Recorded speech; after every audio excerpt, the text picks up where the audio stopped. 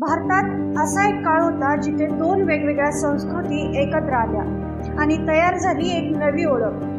हा होता मुघल काळ, ज्याची सुरुवात पानिपतची पहिली लढाईपासून झाली, जेव्हा बाबरने भारतात मुघल साम्राज्याची स्थापना केली. यानंतर अकबर, जहांगीर आणि शहाजहान यांच्या काळात भारतात कला, स्थापत्य आणि संस्कृतीचा सुवर्ण काळ आला.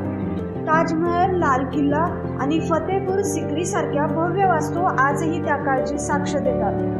या काळात फारसी आणि हिंदी भाषेच्या मिश्रणातून उर्दू भाषा तयार झाली.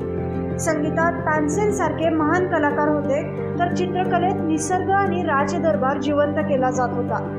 खाद्य संस्कृतीत बिर्याणी, कबाब आणि कोरमा यांसारखे पदार्थ आजही आपल्या ताटात आहेत. सर्वात महत्त्वाचं म्हणजे अकबराने सलह-ई-कुल म्हणजे सर्व धर्मांना समान मानण्याची नीती स्वीकारली आणि भारतात सांस्कृतिक एकता निर्माण झाली. म्हणूनच मुघल काळ हा फक्त राजांचा इतिहास नाही, तो आहे भारताच्या संस्कृतीला नवा आकार देणारा सुवर्ण काळ.